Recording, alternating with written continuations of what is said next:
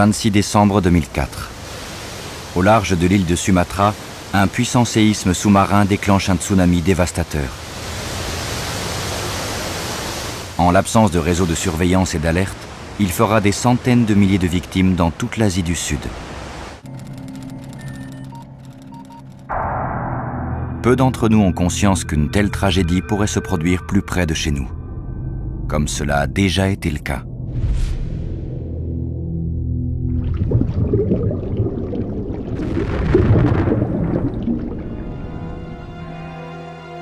En 1908, il y a près d'un siècle, un tremblement de terre de magnitude 7,2 sur l'échelle de Richter, suivi d'un raz-de-marée, toucha la ville de Messine en Sicile, semant la mort et la dévastation. Ce jour-là, 90% des bâtiments furent détruits et plus de 200 000 hommes, femmes et enfants trouvèrent la mort en quelques minutes. Un drame probablement dû à une éruption volcanique sous-marine. Cette catastrophe naturelle fut l'une des plus graves et des plus meurtrières de l'histoire du XXe siècle. Pourtant, combien s'en souviennent?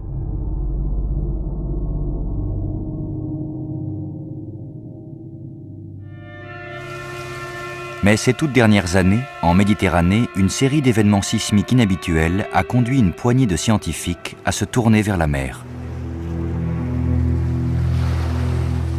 Le désastre de Messine pourrait-il se reproduire?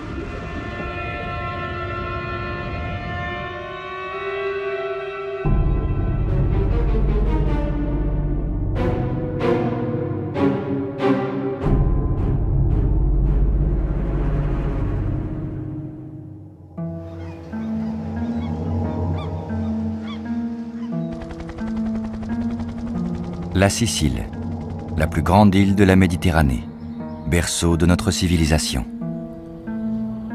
Dans les villes, la vie suit son cours, comme depuis des millénaires. Chaque été, les plages du Sud accueillent des milliers de touristes attirés par le soleil généreux et la beauté des paysages. Pourtant, avec une densité démographique record sur les pentes de volcans actifs, c'est l'une des régions les plus dangereuses au monde.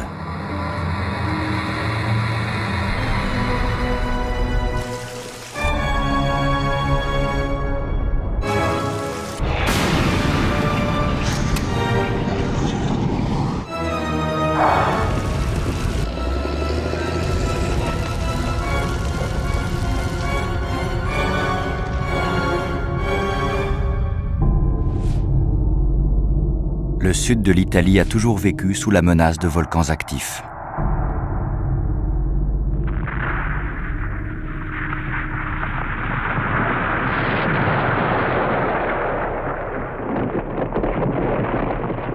Les tremblements de terre et les éruptions de l'Etna, du Stromboli et du Vésuve jalonnent l'histoire de la région.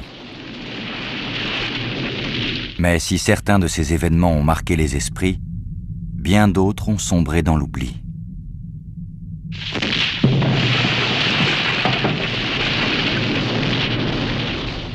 Ces phénomènes dévastateurs se sont en effet étalés sur plusieurs siècles, laissant aux populations le temps de reconstruire maisons et villes.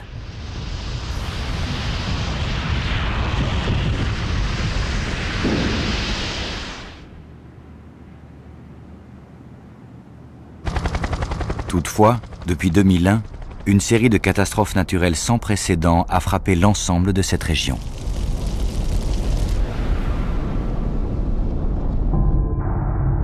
Des éruptions et glissements de terrain au nord-est de l'archipel éolien, aux éruptions explosives de l'Etna, en passant par les séismes qui ont secoué les côtes méridionales de la Sicile et ont été ressentis jusqu'en Algérie, tout semble indiquer que la nature volcanique de la région s'affirme de façon inquiétante. La perspective d'une catastrophe comme celle de Messine a placé les scientifiques en état d'alerte maximale. Je suis convaincu qu'il y a au large de la Sicile un volcan qui pourrait entrer en éruption.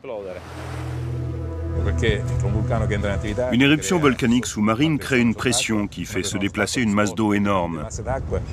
C'est ce qui provoque les tsunamis, les raz-de-marée, ces phénomènes destructeurs qui ravagent les côtes. On doit s'y attendre et s'assurer que ce qui a eu lieu par le passé ne se reproduise pas.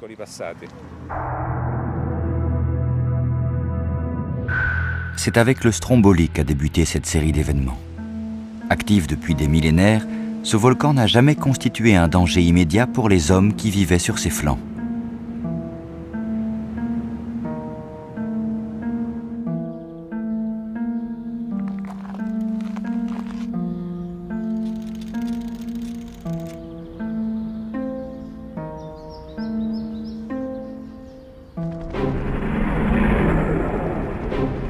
Pourtant, le 30 décembre 2002, au cours d'une violente éruption, tout un pan de montagne s'effondre dans la mer, dégageant un énorme nuage au-dessus de l'île.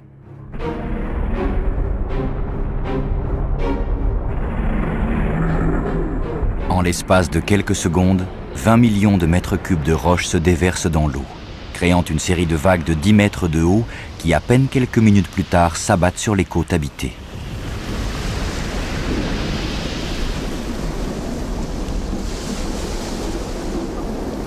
Des trombes d'eau pénètrent sur plusieurs centaines de mètres à l'intérieur des terres, provoquant d'importants dégâts.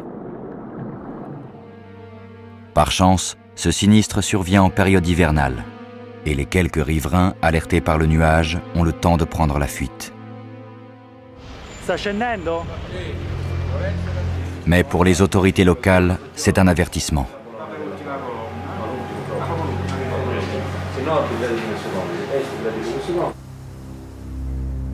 Un mois plus tard, le département de la protection civile installe sur l'île un réseau de surveillance ultra perfectionné. Ce système d'alerte anti-tsunami, le premier du genre en Europe, exerce une surveillance continue du volcan.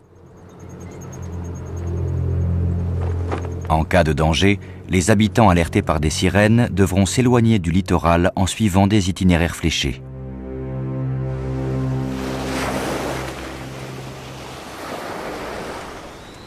Pourtant, quelques mois plus tard, le volcan surprend à nouveau les volcanologues.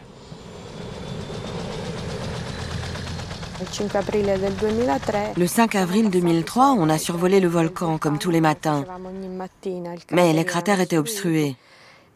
On a donc décidé de s'éloigner et de filmer le sommet du volcan sous un angle différent.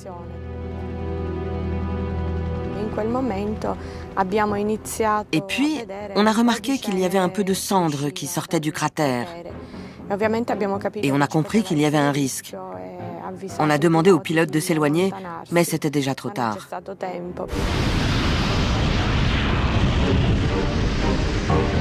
C'est une éruption pyroclastique. Merde, il y a Mauro là-haut. Donne-moi un casque. Appelle l'hélico à la radio. On a été percuté par une onde de choc qui a déporté l'hélicoptère sur le côté. Et le cratère s'est ouvert.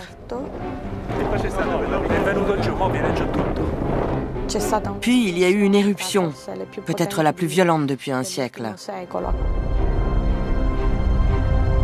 Ce jour-là, par chance, personne n'est au bord du cratère.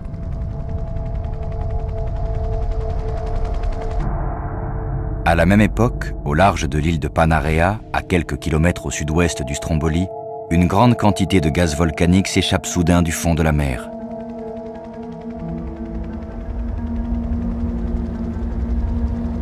Le sous-sol marin se soulève de plus de 20 cm, avant de reprendre lentement son aspect initial.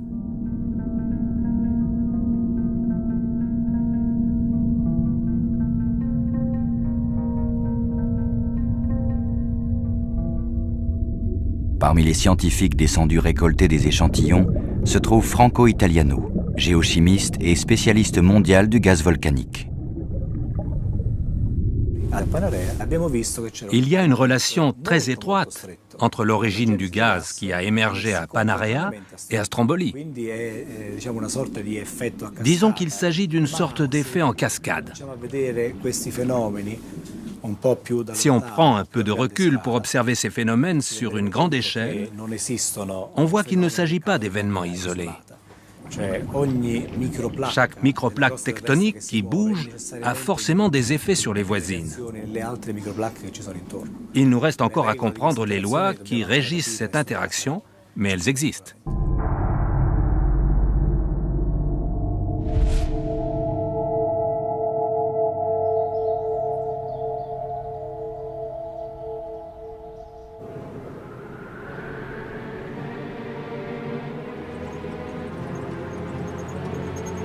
Si les émanations de gaz observées à Panarea ont surpris les scientifiques, la déformation de l'Etna due à la pression engendrée par l'accumulation de lave fait, elle, toujours l'objet d'une surveillance rapprochée. Plus de 800 000 habitants vivent au pied de l'Etna. C'est l'un des volcans les plus étroitement surveillés de la planète.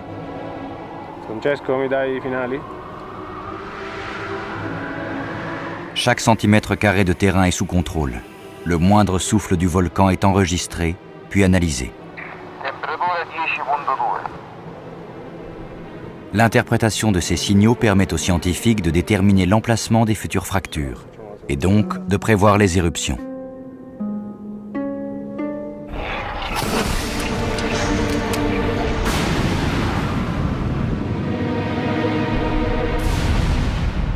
Pourtant, en 2003, s'ils avaient bien localisé les fractures, les chercheurs n'avaient pas prévu une éruption explosive d'une telle violence, la plus forte dans l'histoire récente du volcan.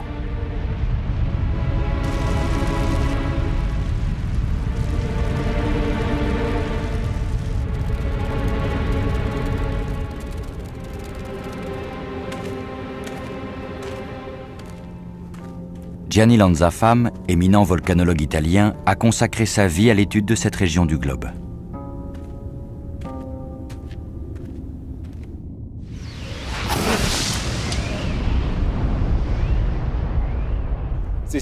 On parle d'une ligne de feu, une ligne imaginaire qui relierait tous les volcans actifs de Sicile et les séismes qui les accompagnent. En fait, il existe un lien direct entre tous ces phénomènes. Ils sont répartis le long d'une ligne qui sépare les plaques africaines et européennes, et à cet endroit, ces deux masses continentales se rapprochent et entrent en collision. Et c'est cette collision qui provoque les phénomènes volcaniques et les séismes.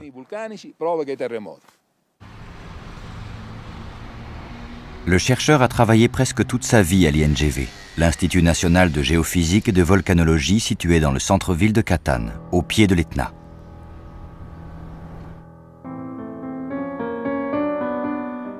Entre ces murs, les volcans italiens sont étudiés et surveillés 24 heures sur 24. Plus de 150 scientifiques et techniciens analysent le large volume de données recueillies auprès des centres de contrôle répartis sur l'ensemble du pays. Après des années d'observation, alors que ses collègues se concentrent sur les volcans terrestres, le professeur Lanzafame est persuadé que le plus grand danger pour la Sicile viendra non de la terre, mais de la mer. On se concentre surtout sur l'Etna, les îles éoliennes, le Stromboli. Mais le problème, c'est de savoir ce qui se passera si un volcan sous-marin du détroit de Sicile entre en activité. Le problème de l'activité volcanique dans cette région, c'est qu'une explosion ou une éruption peut provoquer des raz-de-marée, des tsunamis.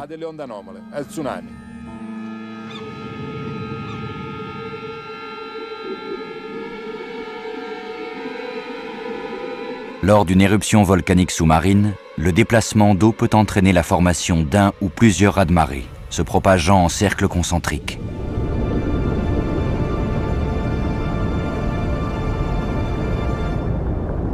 La proximité du littoral a pour effet de ralentir les vagues, mais également de les renforcer. Dans le détroit de Sicile, elle produirait un effet ravageur sur tout le littoral.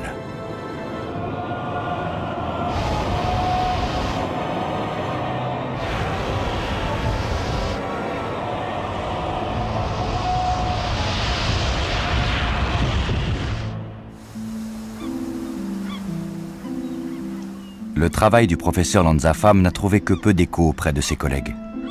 Pourtant, le volcanologue a récemment obtenu un soutien inattendu. Ancien chirurgien, devenu historien local, Domenico Macaluso est également un excellent plongeur. Il vit à Ribera, une petite ville de la côte méridionale de la Sicile.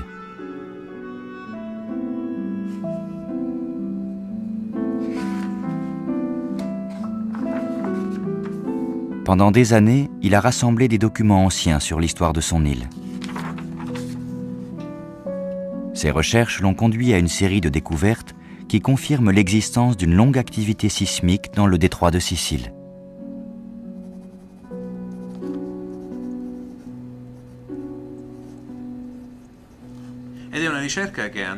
Mes recherches sont tournées vers le passé et se fondent surtout sur des témoignages écrits. Des livres anciens où l'on parle d'événements destructeurs et de catastrophes dont il faut tenir compte. La première étape de ce travail m'a conduit à la ville qui illustre sans doute le mieux ce qui s'est passé, Selinunte.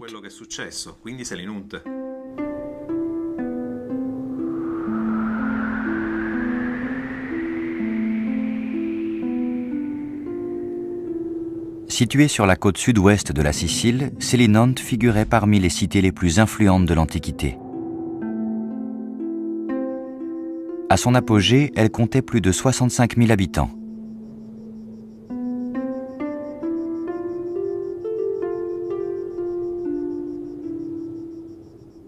Ces temples présentaient des dimensions remarquables.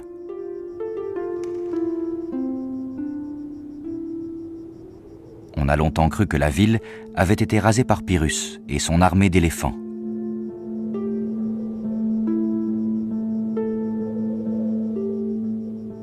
Mais le physicien Giorgio Benedek a prouvé il y a 10 ans qu'elle avait été détruite par un tremblement de terre au IVe siècle après Jésus-Christ.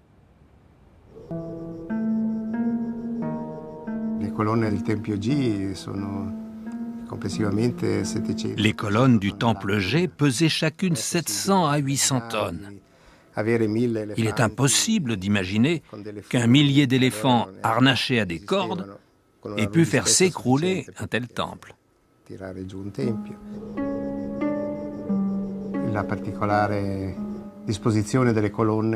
La disposition des colonnes sur le sol permet de reconstituer la mécanique de l'effondrement. Et le fait surtout qu'il y ait eu une rotation des colonnes indique une onde sismique et même la direction d'où cette onde pouvait venir.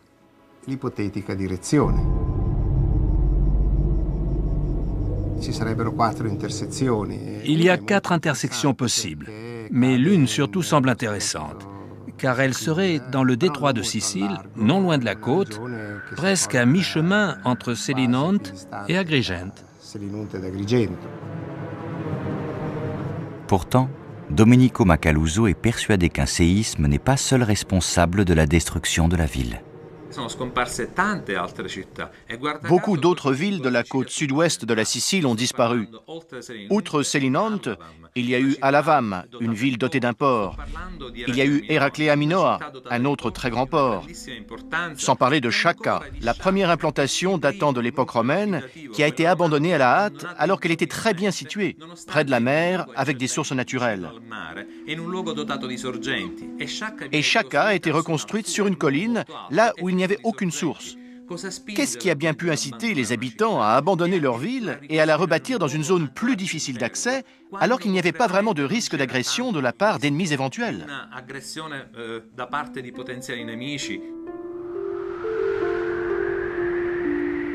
Les lettres d'Athanase d'Alexandrie, datées du IVe siècle après Jésus-Christ, constituent un précieux témoignage oculaire des événements de l'époque.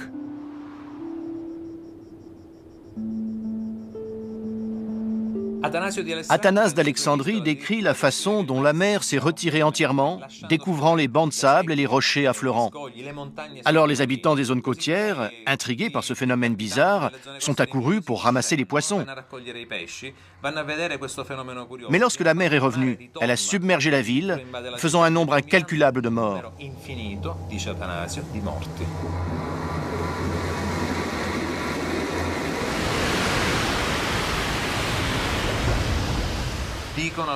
Certains auteurs antiques décrivent des embarcations qui pourrissaient au sommet de collines. Cette description est identique à celle d'un événement datant de 365 après Jésus-Christ, ainsi qu'à ce qui s'est passé à Messine, et plus récemment en Asie du Sud-Est. Domenico Macaluso est convaincu que Selinunte, tout comme l'ensemble des cités antiques de la côte sud de la Sicile, a été détruite par un tsunami résultant d'un séisme sous-marin, et non par une armée d'éléphants. Mais quelle est l'origine de ce séisme? A-t-il été provoqué par un volcan sous-marin, comme le suggère Lanzafame? Parmi les ouvrages réunis, une série de documents datant du XIXe et du début du XXe siècle recèle des indices supplémentaires.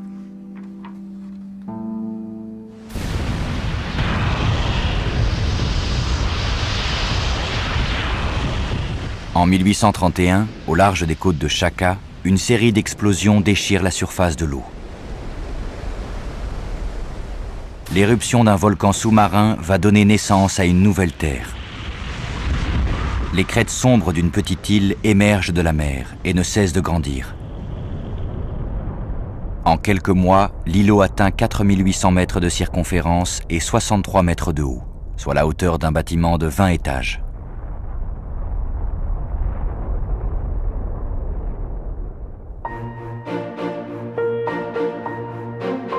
Cette nouvelle terre surgit de nulle part excite bientôt la convoitise des puissances de l'époque. L'amiral anglais Graham, le premier à poser pied à terre, la baptise île Graham. Les Siciliens la nomment quant à eux Ferdinandea, en hommage à leur roi, Ferdinand II de Bourbon. Quelques mois plus tard, l'île connaît une fin brutale. Sous les yeux de ses prétendants incrédules, elle est littéralement engloutie par les flots.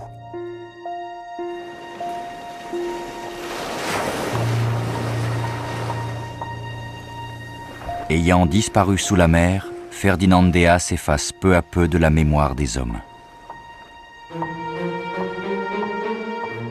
Pourtant, en 2002, de nouveaux relevés semblent suggérer que l'île engloutie est sur le point de refaire surface. 170 ans plus tard, l'ancienne querelle territoriale ressurgit, mais cette fois uniquement dans la presse populaire des deux pays.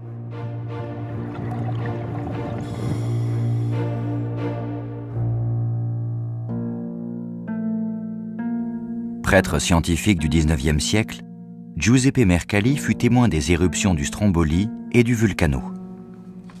Considéré comme le père de la volcanologie moderne, il a rédigé plus de 150 ouvrages et établi l'échelle de Mercalli, premier outil de mesure de la force sismique.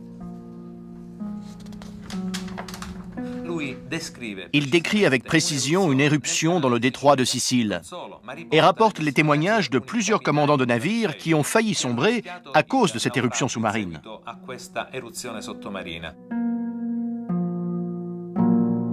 Le navire anglais a encaissé une onde de choc violente. Ses deux mâts ont été soudainement arrachés, comme sous l'effet d'une terrible tempête.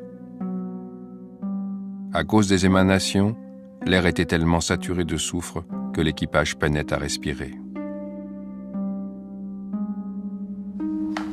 Un siècle plus tard, en juin 1942, un phénomène similaire est observé en mer.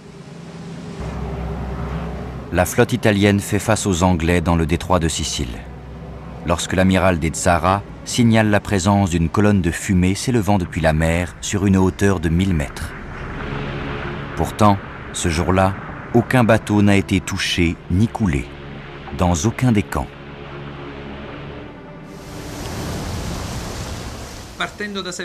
En remontant depuis Selinunte jusqu'à une époque plus récente, avec les témoignages du père Mercalli ou de l'amiral de Zara, et jusqu'au tremblement de terre de Messine en 1908, on trouve un lien entre toutes ces catastrophes.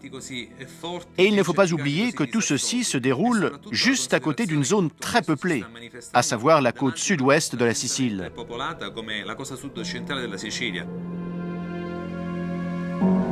Avec deux approches fort différentes, l'une historique et l'autre scientifique, les deux chercheurs sont parvenus à la même conclusion. Quelque part dans le détroit de Sicile se trouve un volcan sous-marin actif. Reste à trouver son emplacement exact. Malgré leurs personnalités divergentes, voire opposées, Gianni Lanzafame le solitaire et Domenico Macaluso, l'habitué des médias, ont décidé d'unir leurs compétences pour augmenter leurs chances de réussite. Ces phénomènes particulièrement intenses se répètent au fil des siècles. Je pense donc qu'il est nécessaire de surveiller le détroit de Sicile pour voir s'il y a des volcans, ou plus précisément un volcan, qui aurait pu être responsable de ces événements. Il se peut que le point d'origine soit un haut fond situé à moins 45 mètres. Oui, absolument. Un point qu'on retrouve aussi sur toutes les cartes. Ce haut fond prend naissance à 500 mètres de profondeur. Il a une forme conique tronquée qui indique qu'il s'agit d'une structure volcanique. Pour l'étudier, il nous faut un bateau équipé d'instruments scientifiques adaptés. Ma première tâche sera donc de trouver un navire d'exploration océanographique pour partir à la recherche de ce volcan oublié.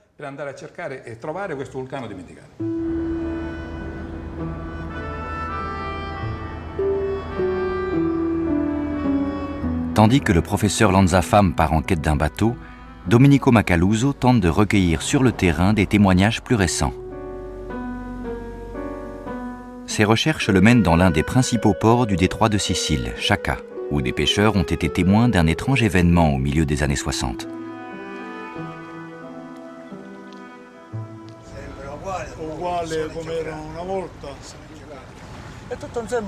Tout à coup, on a entendu des cris. Qu'est-ce qui se passe? Et on s'est précipité jusqu'au port. On a vu le niveau de l'eau qui baissait de plus en plus. Les amarres des bateaux de pêche ont même cédé et certaines embarcations ont dérivé vers le large.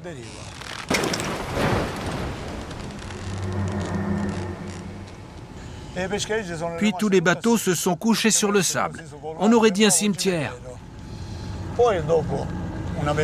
Et au bout d'une demi-heure, l'eau a commencé à revenir lentement, jusqu'à ce que le niveau dans le port redevienne normal. Un phénomène de ce genre ne s'était encore jamais produit. La mer a été comme aspirée, puis est lentement revenue. Une sorte de respiration profonde, puissante et inquiétante. Aucun scientifique n'a pu expliquer un tel phénomène. Pourtant, ce n'est pas la seule bizarrerie dont se souviennent Giuseppe Giarratano. En 1954, une nuit, je suis parti pêcher. J'ai vu ce phénomène. Je ne sais pas ce que c'était. Les fonds marins ont commencé à bouillir. J'ai eu vraiment peur parce que je ne savais pas ce que c'était ni ce qui allait se passer. Ça a duré une dizaine de minutes. Les bulles étaient grosses comme ça. Toutes les preuves de l'existence d'un volcan sous-marin rassemblé par Domenico Macaluso sont fondées sur des présomptions et reposent sur des témoignages écrits ou oraux. Le chercheur doit à présent trouver des preuves tangibles.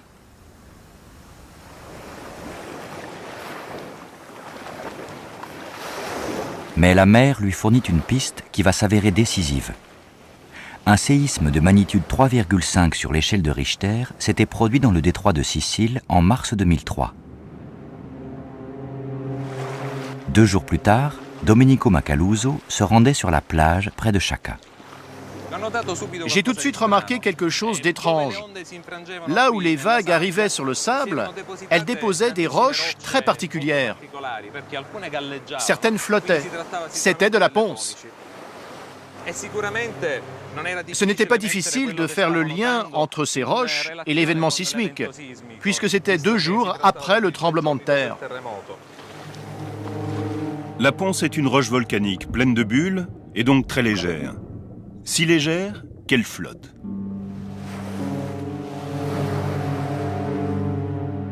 Le fait que ces ponces arrivent sur la plage signifiait qu'il existait bien un volcan sous-marin en activité. Et il fallait découvrir si elle provenait de Ferdinandea ou d'un autre site connu ou inconnu. Pour déterminer l'origine de ces ponces, j'ai envoyé des échantillons à une spécialiste, Alba Santo.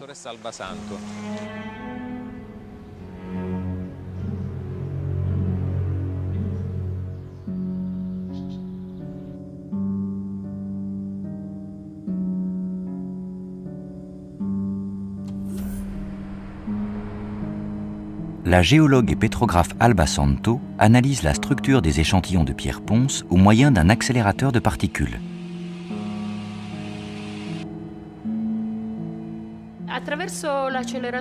Grâce à l'accélérateur, on produit des particules, des protons, qui sont ensuite interceptés par un détecteur. L'analyse de ces particules nous fournit les renseignements dont on a besoin, à savoir quels éléments on trouve dans les échantillons et en quelle quantité. Le grand avantage de cette technique, c'est qu'elle n'est pas destructrice et qu'elle permet d'identifier à la fois les macroéléments et les oligoéléments.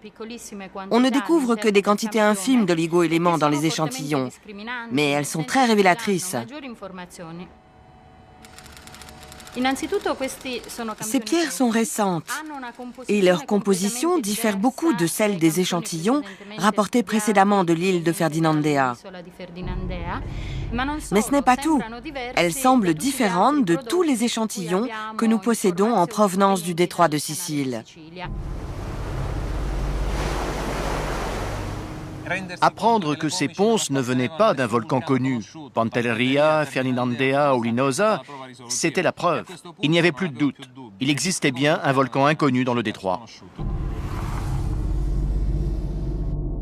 Du côté du professeur Lanzafame, les nouvelles sont bonnes. L'expédition va bénéficier de l'un des meilleurs navires océanographiques opérant en Méditerranée. Équipé des tout derniers systèmes de mesure bathymétriques, l'Universitatis est le bateau idéal pour cette mission.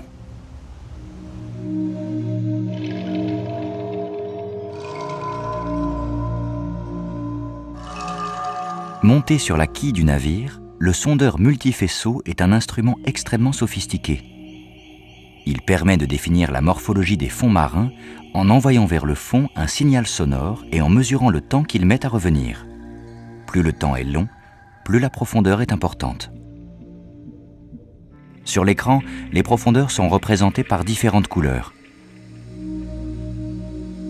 Si le navire passe à proximité d'un cône volcanique, les instruments ne pourront manquer de le détecter.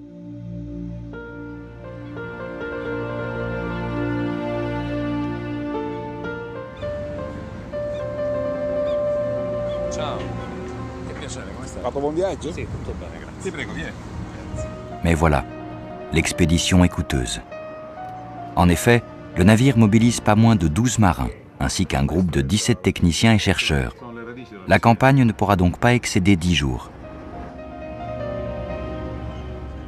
Le professeur Lanzafame et Domenico Macaluso auront besoin de tout l'appui technologique possible. En quittant le port de Chacca, tous deux songent aux vastes étendues de mer qu'ils vont devoir couvrir en moins de 2 semaines.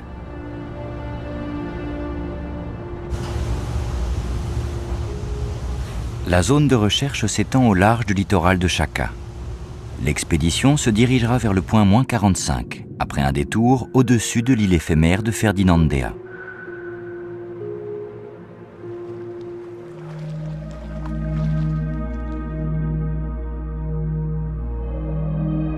À l'aplomb du navire apparaît bientôt une montagne, dont les flancs s'enfoncent dans les profondeurs marines.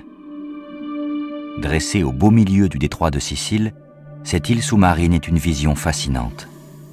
Les courants marins, constants et vigoureux, y favorisent le développement d'un écosystème particulièrement riche.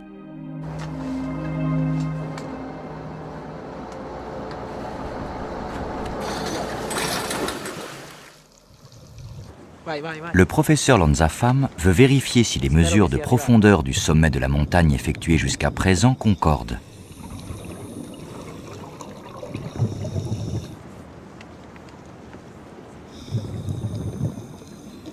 Avec ses assistants, Gianni Lanzafame a créé un système de mesure bathymétrique très précis, permettant un suivi sur de longues périodes.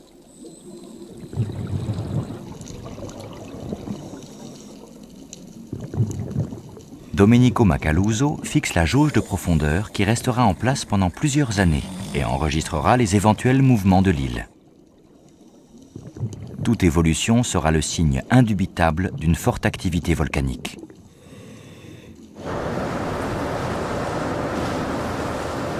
La géologue Alba Santo vient compléter l'équipe de l'Universitatis. En cas de découverte, elle rapportera au laboratoire les échantillons de roches recueillis pour analyse. Après l'arrêt à Ferdinandea, le navire met le cap sur sa principale destination, le point -45.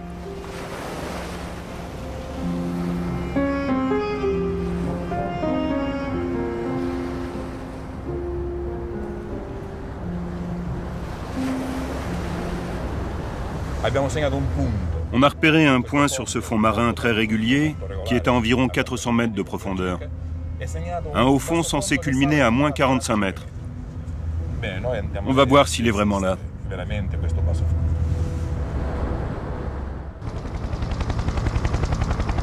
Après une nuit passée en mer, le navire atteint la zone d'étude. La chasse au volcan peut enfin débuter. la navigation doit être très précise. Pour permettre aux instruments de cartographier correctement le fond marin, l'Universitatis doit quadriller le secteur selon un balai minutieusement réglé. Les techniciens sont en communication constante avec le capitaine afin d'ajuster très précisément le cap. Je suis responsable de l'électronique embarquée, du sondeur multifaisceau, du sondeur sismique très haute fréquence et du sonar latéral, mais aussi des outils hydrologiques, des sondes multiparamétriques CTD.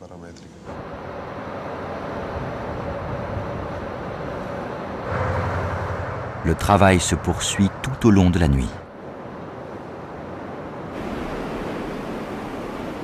Les techniciens se relaient pour achever la cartographie du fond marin.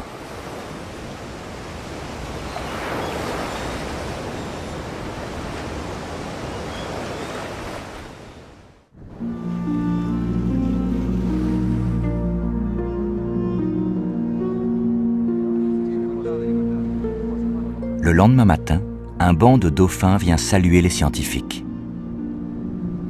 Peut-être sont-ils les gardiens du volcan oublié.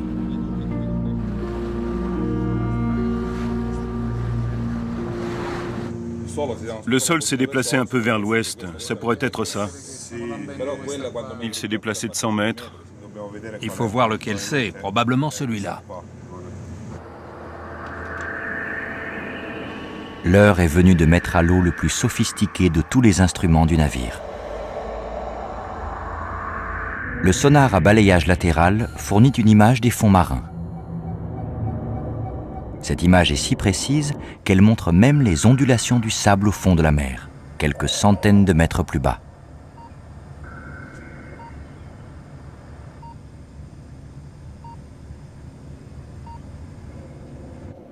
Se viene da quell'altra direzione sono completamente scoperti. E poi il ponente speriamo bene, ma qui da noi generalmente dura 3 giorni.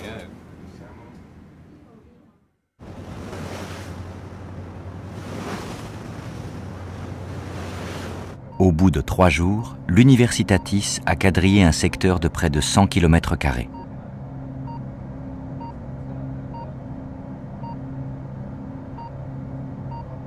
Mais malgré l'arsenal technologique déployé, aucune trace de volcan n'a été trouvée.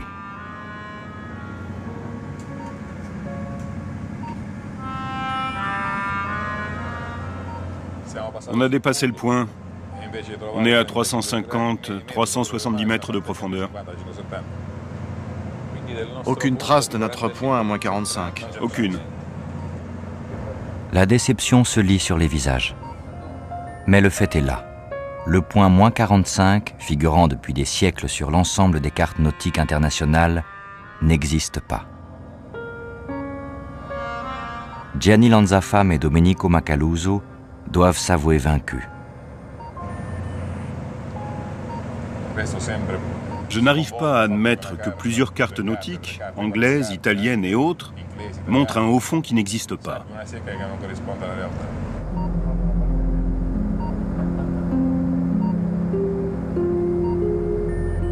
Le capitaine raye officiellement le point moins 45 des cartes nautiques. Lui seul peut apporter de telles corrections à bord du navire.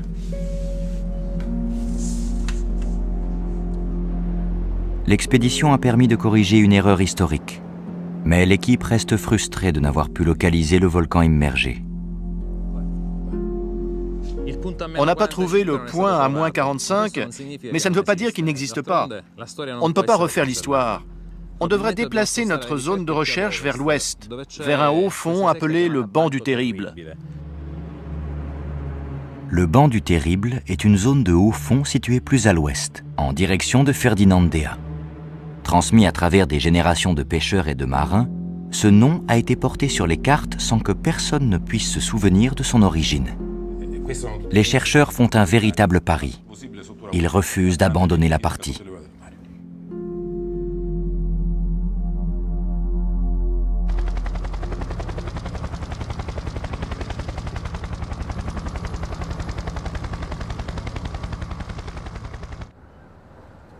Voilà maintenant 36 heures que l'Universitatis explore les fonds marins dans le secteur du banc du Terrible.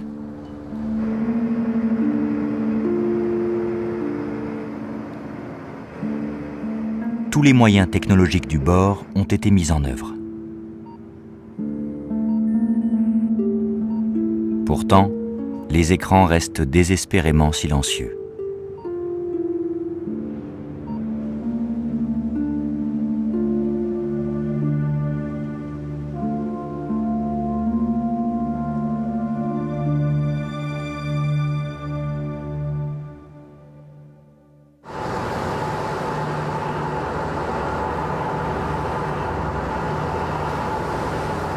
Plus que 48 heures avant le retour.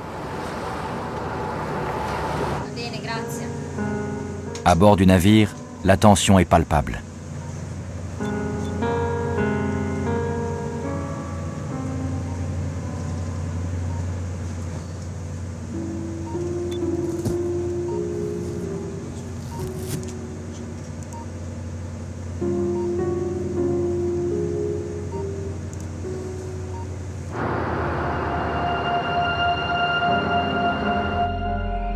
Mais soudain, une tache apparaît sur l'écran.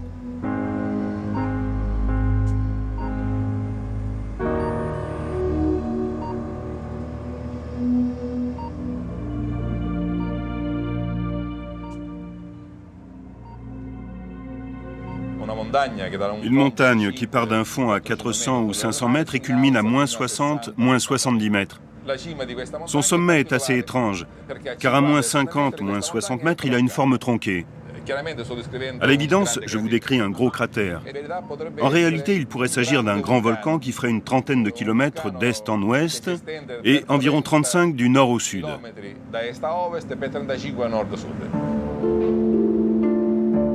Les scientifiques cherchaient un petit point au milieu de la mer, le sommet d'un mystérieux volcan. Au lieu de cela, ils découvrent une gigantesque structure sous-marine de la taille de l'Etna. La surprise est immense. C'est un beau cratère, regarde. Oui, c'est un de ces cratères. C'est celui qu'on voyait là. Ici, on le voit d'en haut, et là, de profil. Sur les écrans, le sondeur multifaisceau et le sonar à balayage latéral révèlent la forme caractéristique d'un petit cratère. Parfaitement circulaire, il se trouve à environ 43 mètres de profondeur et ne présente aucun signe d'activité. Si c'est bon pour vous, on peut y aller. Reçu, affirmatif. On lance le robot téléopéré. La mission de reconnaissance est confiée à Pluto, un robot téléguidé de la dernière génération.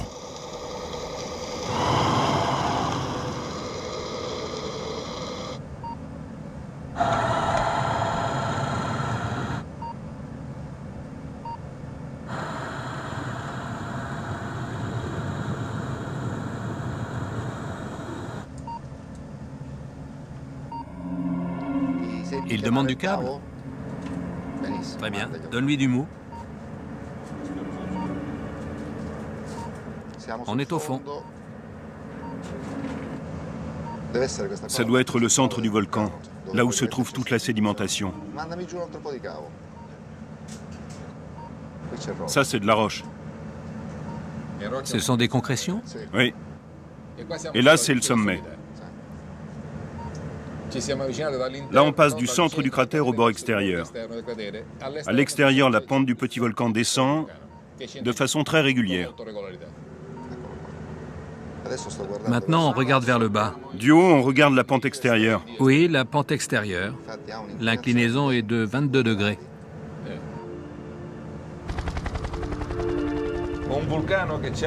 Un volcan ayant un grand cratère et des pentes en creux est l'exemple classique d'un volcan produit par une explosion. Il faut qu'on jette un œil de plus près à la forme de ces volcans et qu'on prélève un échantillon d'une roche résultant d'une éruption. 12 degrés 53.3 Est, reçu. À vous. Ok, reçu, je pars. C'est l'instant que Domenico Macaluso a tant attendu. Chargé de recueillir des échantillons, il sera le premier à toucher ce volcan qu'il traque depuis des années.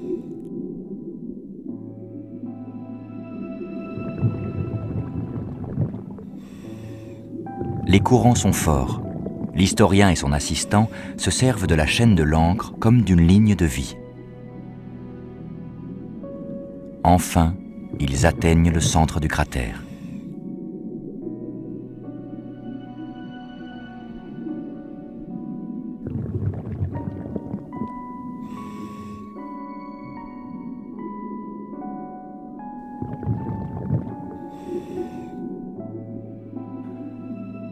Domenico Macaluso baptise le nouveau volcan Empédocle, en hommage à ce personnage hors du commun qui vécut à Agrigent au IVe siècle avant Jésus-Christ. Médecin et philosophe, comme Domenico Macaluso, Empédocle consacra sa vie à l'étude des volcans siciliens. Ces derniers le fascinaient à tel point qu'il décida de se jeter tel un dieu dans les feux de l'Etna.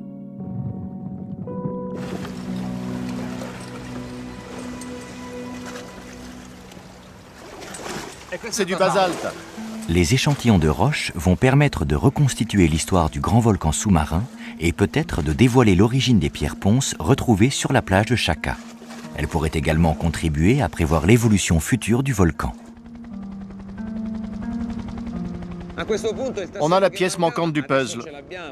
L'explication est claire. Ce n'est pas juste l'île Ferdinandea qui est apparue et a disparu. Il s'agit d'un ensemble de volcans qui s'inscrivent dans une structure unique immense. On a établi ce qui passait pour une légende et fait triompher l'histoire. Au-delà de toutes les attentes, l'expédition a découvert un supervolcan composé de plus d'une centaine de cratères. L'ordinateur de bord permet de le visualiser dans ses moindres détails. Large de plus de 30 km, il culmine à près de 500 mètres sous le niveau de la mer. Sur le versant nord-ouest, la cime de Ferdinandea est clairement reconnaissable. Ses flancs sont couverts de petits cônes non identifiés.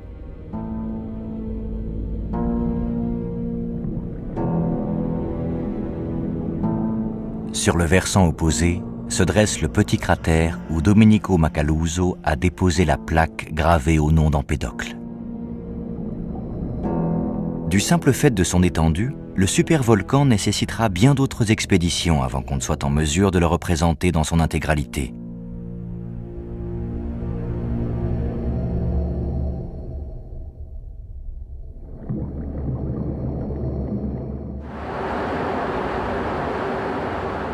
Après cette belle victoire, il est temps de songer au retour.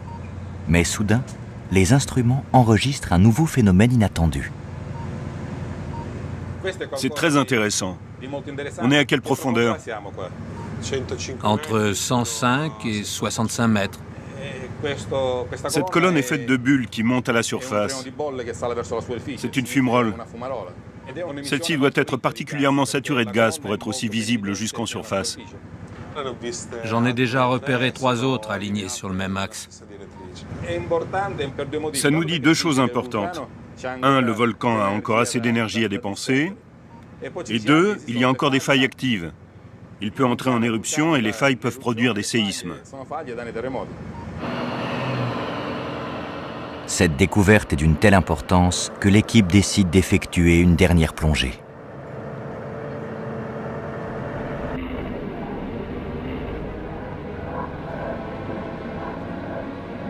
Le robot descend à 100 mètres de profondeur.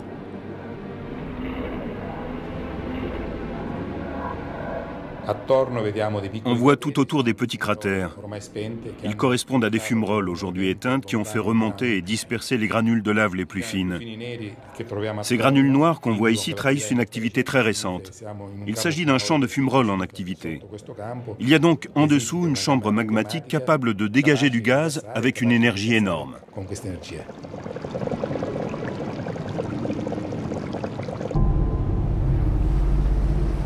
Depuis l'émergence de Ferdinandea en 1831, c'est le premier signe concret et indubitable que le volcan n'est pas endormi.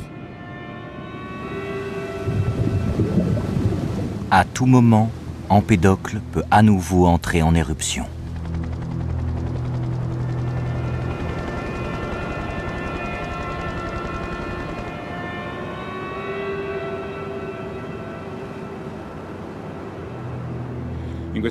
On a désormais la certitude que la chaîne volcanique au large de la côte sicilienne, à hauteur d'Agrigent, est en activité.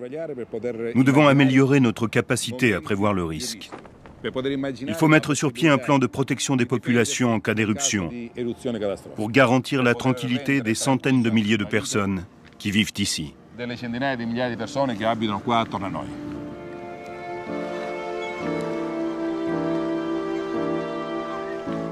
Dominant le cœur de la Méditerranée, le cratère du Stromboli fait l'objet d'une étroite surveillance.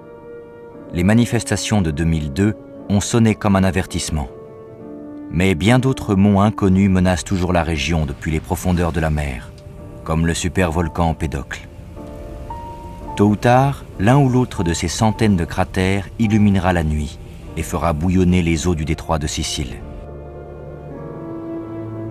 Tout comme le Stromboli, Empédocle devra donc à présent être suivi de près. Et s'il décide de faire à nouveau parler de lui, espérons que nous serons prêts.